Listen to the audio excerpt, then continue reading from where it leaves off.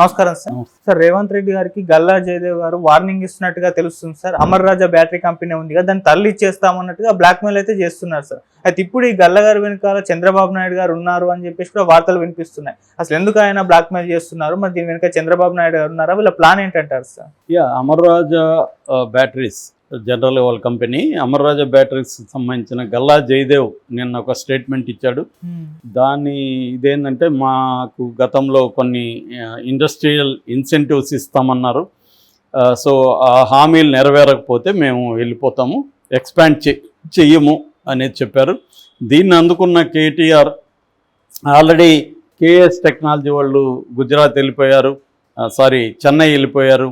తర్వాత Corning KS technology వాళ్ళేమో గుజరాత్ వెళ్ళిపోయారు, కార్నింగ్ ప్లాంట్ వాళ్ళేమో చెన్నై వెళ్ళిపోయారు.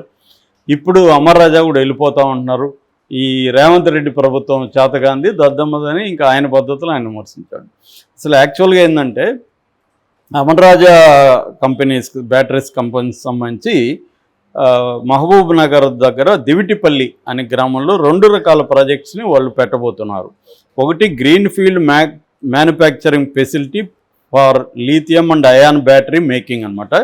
ఇది 16 గిగావాట్లతో ఇది పెడుతున్నారు. రెండవది బ్యాటరీ ప్యాక్ అసెంబ్లింగ్ అనమాట. ఇది 5 గిగావాట్ల సామర్థ్యంతో పెడుతున్నారు. వీళ్ళది ఏంటంటే మొన్న ఏం జరిగిందంటే customer qualification plant cell manufacturing phase 1 బ్యాటరీకి సంబంధించి 1.5 గిగావాట్తో స్టార్ట్ అయింది. దాని ఓపెనింగ్ అప్పుడు ఈ గల్లా జయదేవ్ ఈ కామెంట్స్ చేశాడు. సో ఆయన క్లియర్గా ఆయన ఏం చెప్పాడంటే మాకు కొన్ని ఇండస్ట్రియల్ ఇన్సెంటివ్స్ ఇస్తా అన్నారు, అందువల్ల 10 ఏళ్లలో మేము ఈ 2 ఫేజీలు ఈ 16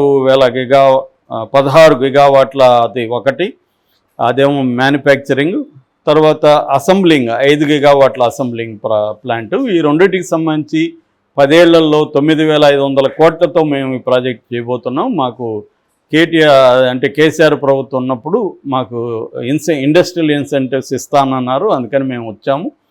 ఇప్పుడు అవి కానీ నెరవేర్చకపోతే మేము వెళ్ళిపోతాము, నెరవేర్చే పరిస్థితి కనిపించట్లేదు, ఇక్కడ ఆర్థిక పరిస్థితి బాగాలేదు అనేది ఆయన కామెంట్ చేశాడు. ఇప్పుడు నాలాంటి వాళ్ళకి వచ్చే డౌట్ ఏంటంటే రేవంత్ రెడ్డి ప్రభుత్వం నెరవేర్చననేమన్నా నీకు చెప్పిందా? చెప్పలేదు కదా. ఆయన కూడా అనట్లే ప్రభుత్వం నెరవేర్చదని చెప్పిందని అనట్లే, నెరవేర్చకపోతే అంటున్నాడు. నెరవేర్చకపోతే నేను వెళ్ళిపోతాను అని చెప్పాల్సిన అవసరం ఏమొచ్చిందంటే ఆర్థిక పరిస్థితి బాగాలేదు అంటున్నాడు. ఆర్థిక పరిస్థితి ఏ రాష్ట్ర పరిస్థితి దీనికంటే బెటర్గా ఉంది? ఆంధ్రప్రదేశ్ బెటర్గా ఉందా? కర్ణాటక బెటర్గా ఉందా? కాబట్టి అసలు ఇండస్ట్రీ ఆయనేమో ఒక పక్క అమెరికాలోకి వెళ్ళి మాకు పెట్టుబడులు పెట్టండి రండి అని ఆహ్వానిస్తున్నాడు. ఆల్రెడీ చాలా మంది వచ్చారు, వరల్డ్ బ్యాంక్ ప్రెసిడెంట్ని కలిశాడు. సో ఇక్కడ గల్లా జయదేవ్ ఇంటెన్షన్ డౌట్ వస్తుంది. ఎందుకో గల్లా జయదేవ్ మొన్నటి వరకు తెలుగుదేశం ఎంపీ, అప్పట్లో జగన్ కూడా ఇలాగ బ్లేమ్ చేసి వచ్చారు, జగన్ తరిమేస్తున్నాడు అని ఇక్కడికి వచ్చారు. ఇప్పుడు అదే గేమ్ ప్లాన్ చేస్తున్నాడు. అప్పుడు జగన్ని బ్లేమ్ చేయాలనే ఇటు వచ్చారు. అక్కడ ఇప్పటికీ కంపెనీ ఉంది తిరుపతి దగ్గర, అమర్రాజా బ్యాటరీస్, ఎక్కడికి పోలా. ప్లాంట్ ఎక్స్టెన్షన్స్ వేరే కొత్తవి పెట్టేటప్పుడు వాళ్ళు అనేక విషయాలను చూసుకొని వస్తారు. అలాగా ఇక్కడికి వచ్చారు. ఒకే రాష్ట్రంలో ఏ కంపెనీ కూడా ఉండదు, పలు రాష్ట్రాల్లో ఉంటుంది. ఇప్పుడు మన రఘురామకృష్ణరాజుకి 9 రాష్ట్రాల్లో ఉన్నాయి. ఆయనకి మరి ఆంధ్రప్రదేశ్ మీద ప్రేమ లేదని అనుకోవచ్చు. ఆయన ఆంధ్రప్రదేశ్లోనే అన్నీ పెట్టలేరు కదా ఎవరు కూడా. రకరకాల అంటే వాళ్ళ బేస్ మెటీరియల్ కావచ్చు, అది ఎక్కడ దొరుకుతుంది, తర్వాత సప్లై చైన్ ఎక్కడ ఉంటుంది, డిస్ట్రిబ్యూషన్ నెట్వర్క్ ఎలా ఉంటుంది, ప్రభుత్వం నుంచి ఇన్ఫ్రాస్ట్రక్చర్ ఫెసిలిటీస్ ఏమున్నాయి, స్ట్రాటజిక్గా ప్లేస్ ఎట్లాంటిది, ఇవన్నీ అనేక అంశాలు చూస్తారు. అట్లాగే మనం పెడుతున్న కంపెనీకి సంబంధించి ఇతర కంపెనీలు అక్కడ ఏరియాలు ఏమున్నాయి, అనేక అంశాలని చూసి ఇండస్ట్రీస్ వస్తుంటాయి తప్ప ఓన్లీ గవర్నమెంట్ రమ్మంటే వెళ్ళిపోవు ఎగేసుకుంటే ఎక్కడికి కూడా. వాటికంతా అన్నీ ఉండాలి. ఇక్కడ Hyderabad strategically very important city, ఇక్కడ మ్యాన్ పవర్ ఉంది, తర్వాత ఫెసిలిటీస్ ఇక్కడ బాగున్నాయి. ఇటువంటి సిటీ ఆంధ్రప్రదేశ్లో లేదు. అందువల్ల ఆంధ్రప్రదేశ్లో పెట్టుబడులు రావడం కొద్దిగా మోర్ డిఫికల్ట్. అక్కడ స్పెసిఫిక్గా ఏంటంటే కోస్టల్ లైన్ ఉంది కాబట్టి అక్కడ కోస్టల్ సముద్రానికి సంబంధించిన కోస్టల్ బెల్ట్లో కొన్ని రకాల స్పెసిఫిక్ ఇండస్ట్రీస్ అక్కడ వచ్చే అవకాశం ఉంది. అట్లాగే బెంగళూరు దగ్గర ఉన్న హిందూపూర్లో కొన్ని ఐటీ ఇండస్ట్రీలు వచ్చే అవకాశం ఉంది. తిరుపతి చెన్నైకి బెంగళూరుకి రెండింటికి కూడా 3 గంటలు 4 గంటల జర్నీ దూరంలో ఉంటుంది కాబట్టి తిరుపతికి వచ్చే అవకాశం ఉంది. అలాగా కొన్ని ఏరియాల్లో కొన్ని ఇండస్ట్రీస్ని అక్కడ తీసుకురావాల్సిన అవసరం ఉంటుంది ప్లాన్ చేసుకుని. సో ఈ అంశాలన్నీ ఉంటాయి. కాబట్టి ఇప్పుడు డౌట్ వచ్చేది ఏంటంటే గల్లా మీద రేవంత్ రెడ్డి ఏమీ ఇవ్వనని చెప్పలేదు, నువ్వు వెళ్ళిపో నేను ఇవ్వను నీకు అనట్లేదు, ఏమీ లేకుండా గతంలో జగన్ని బ్లేమ్ చేసి ఇక్కడికి వచ్చినట్టుగా ఇప్పుడు రేవంత్ రెడ్డిని బ్లేమ్ చేసి మళ్ళీ ఆంధ్రాకి వెళ్తాడా? ఎందుకంటే ఆంధ్రప్రదేశ్లో తన తెలుగుదేశం ప్రభుత్వం ఉంది కాబట్టి ఇప్పుడు చంద్రబాబు దీని వెనక ప్లాన్ చేసి నువ్వు ఇక్కడికి రా అని పిలిచాడా?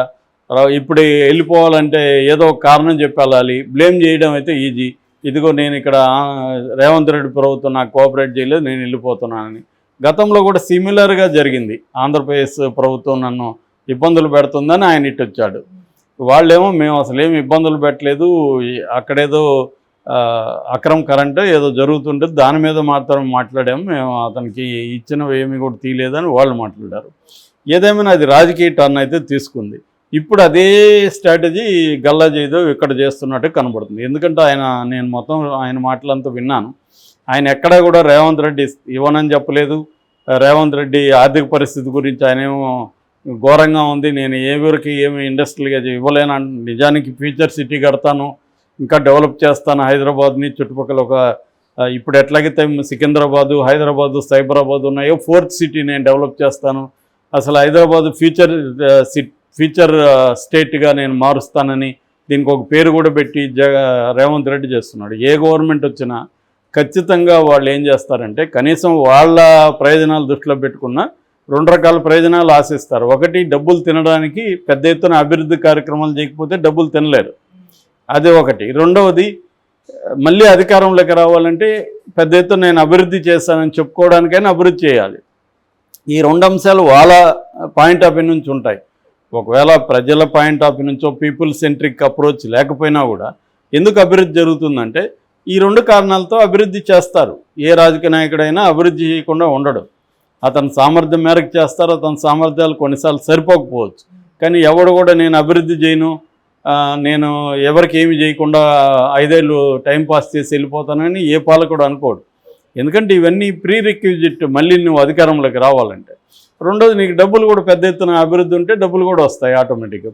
కంపెనీ పెడతావు, కంపెనీకి నీకు ఇవన్నీ ఇస్తున్నావు కదా, ల్యాండ్ ఇస్తున్నా, పవర్ ఇస్తున్నా, వాటర్ ఇస్తున్నా, ఇక్కడ రిసోర్స్ అని ఇస్తున్నా కదా, నాకేంటంటాడు, జరుగుతుంది. ప్రైవేట్ కంపెనీల్లో ఉండే అవినీతి ప్రభుత్వ కంపెనీల్లో కానీ ప్రభుత్వ సెక్టర్లో కానీ లేదు. ఇవాళ పెద్ద ఎత్తున అవినీతి అనేది అక్కడ కూడా ఉంటుంది.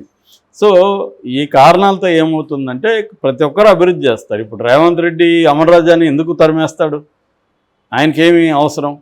కానీ ఇదేదో డ్రామా నడుస్తుంది. ఈ డ్రామా మనకి చంద్రబాబు ఉన్నాడు అనేది ఇవాళ అందరికీ వస్తున్న డౌటు. ఎందుకంటే నువ్వు ఈ కారణంతో ఆంధ్రప్రదేశ్కి వచ్చాయి, ఇప్పుడు నేను అక్కడ ఉన్నాను కాబట్టి నీకు అన్నీ కల్పిస్తాను, జగన్ అంటే గతంలో ఇబ్బంది పెట్టాము, ఇప్పుడు నువ్వు వచ్చేసాయి అని పిలుస్తున్నాడా అని చాలామంది అనుకుంటున్నారు.